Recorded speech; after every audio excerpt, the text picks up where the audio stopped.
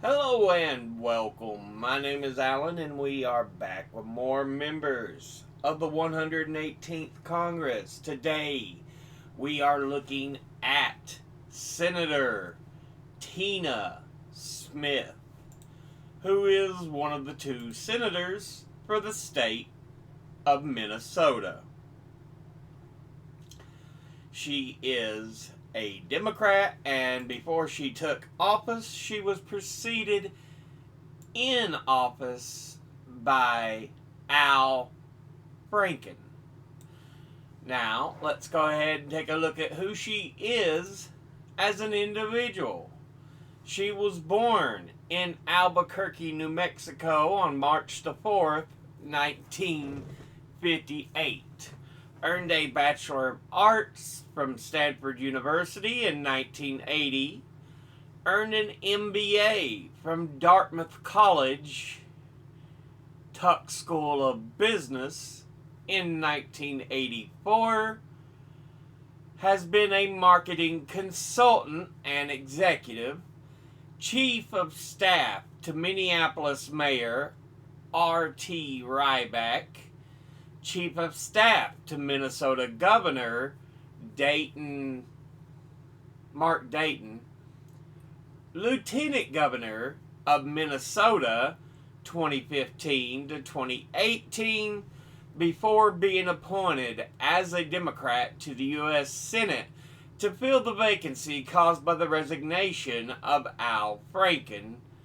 Took the oath of office on January 3rd, 2018, subsequently elected in the special election in November the 6th, 2018 for the remainder of the term. Re-elected in 2020 for the term ending January 3rd, 2027. So yeah, she served 4 Congresses even though she's only in term 2. And altogether a total of 8 years so far. Now, let's go ahead and look at the committees she is on. She is on the Commission on Security and Cooperation in Europe.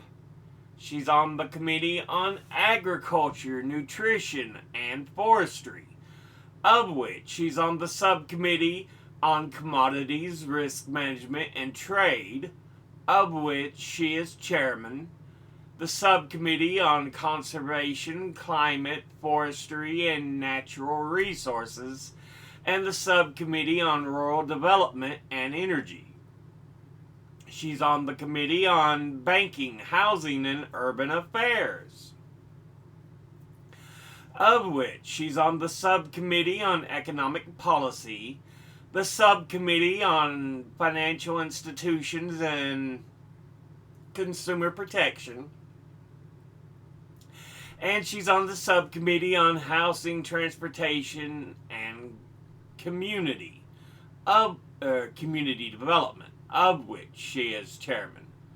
She is on the Committee on Health, Education, Labor, and Pensions, of which she's on the Subcommittee on Children and Families, and the Subcommittee on Primary Health and Retirement Security.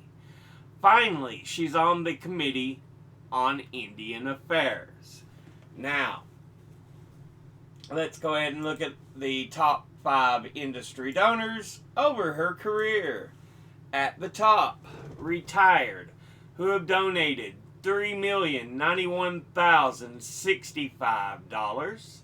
Next is lawyers and law firms, who have donated $1,403,861. Next is Women's Issues, who have donated $1,298,423. Next is Securities and Investment, who have donated $1,291,938. Finally, in fifth, we have Democratic Liberal Groups, who have donated $1,120,481. Now, let's go ahead and look at her top 5 individual donors and contributors over her career. At the top, number 1, we have Emily's List. It is an American PAC, Political Action Committee, that aims to help elect Democratic female candidates in favor of abortion rights to office. It was founded by Ellen Malcolm in 1985. The group's name is an acronym for Early Money is Like Yeast, which Malcolm commented that it makes the dough rise. The saying itself refers to a convention of political fundraising, receiving many donations early in a race helps attract subsequent donors. Emily's List bundles contributions to the campaigns of Democratic women in favor of abortion rights running in targeted races. Altogether, it has donated $342,643, and once again, that's Emily's List. Next, at number 2, we have University of Minnesota. It is a public land-grant research university in the Twin Cities of Minneapolis and St. Paul, Minnesota in the U.S. The Twin Cities campus comprises locations in Minneapolis and Falcon Heights, a suburb of St. Paul, approximately 3 miles apart. The Twin Cities campus is the oldest and largest of the University of Minnesota system and has the 9th largest as of 2022-2023 academic year main campus student body in the U.S., with 54,890 students at the start of the 2023 and 24 academic year. It is the flagship institution of the University of Minnesota system and is organized into 19 colleges, schools, and other major academic units. Altogether, it has donated $245,293, and once again, that's the University of Minnesota. Next, at number 3, we have Capital Group Companies. It is an American financial services company that ranks among the world's oldest and largest investment management organizations, with over $2.6 trillion in assets under management. It was founded in Los Angeles, California in 1931 and is privately held and has offices around the globe in the Americas, Asia, Australia, and Europe. It offers a range of products focused on active management, including more than 40 mutual funds through its subsidiary American Funds Distributors, as well as separately managed accounts or collective investment trust, private equity, investment services for high net worth investors in the U.S., and a range of other offerings for institutional clients and individual investors globally. Altogether, it has donated $112,525, and once again, that's the Capital Group Companies.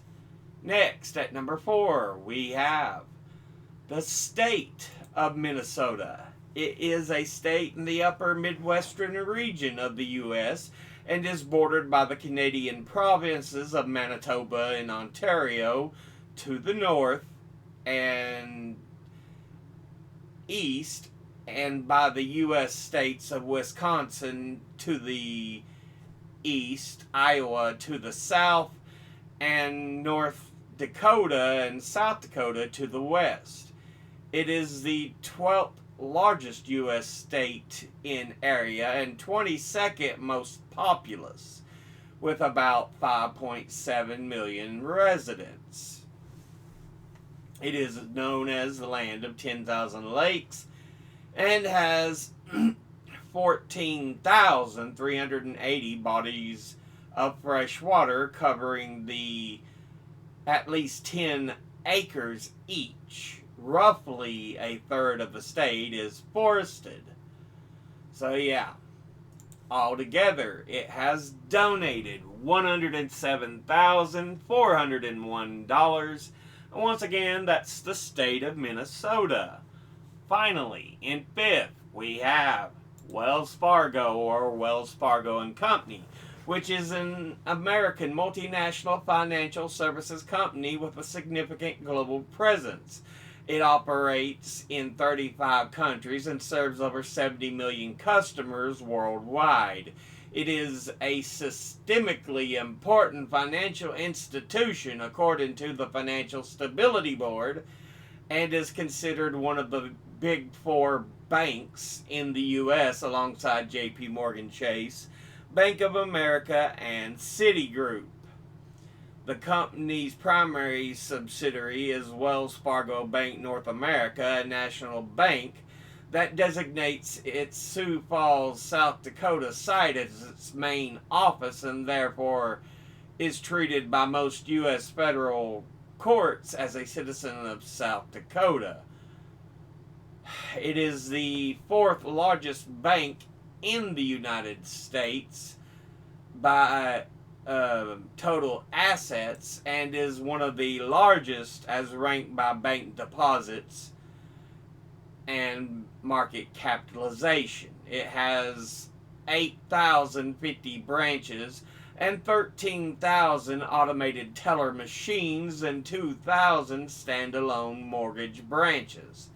It is the second largest retail mortgage originator in the U.S., originating 1 out of every 4 home loans, and services $1.8 trillion in home mortgages, one of the largest servicing portfolios in the U.S. It is one of the most valuable bank brands, and it was ranked 47th in the Fortune 500 list of the largest companies in the U.S.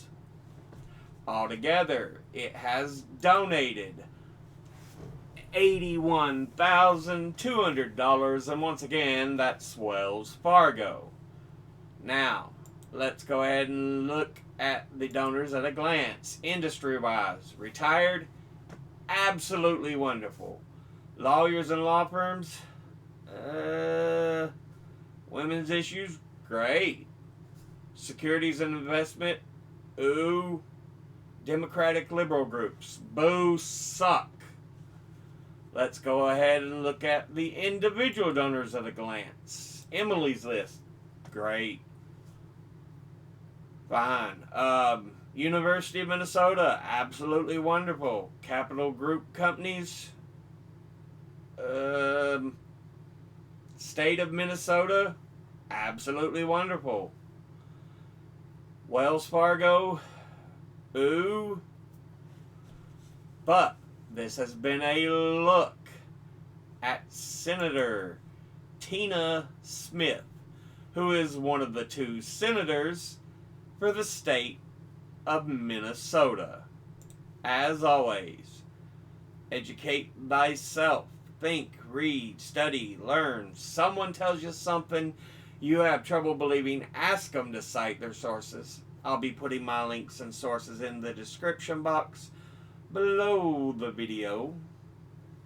Thank you all for watching. I'll see you all in the next one. Until then, later.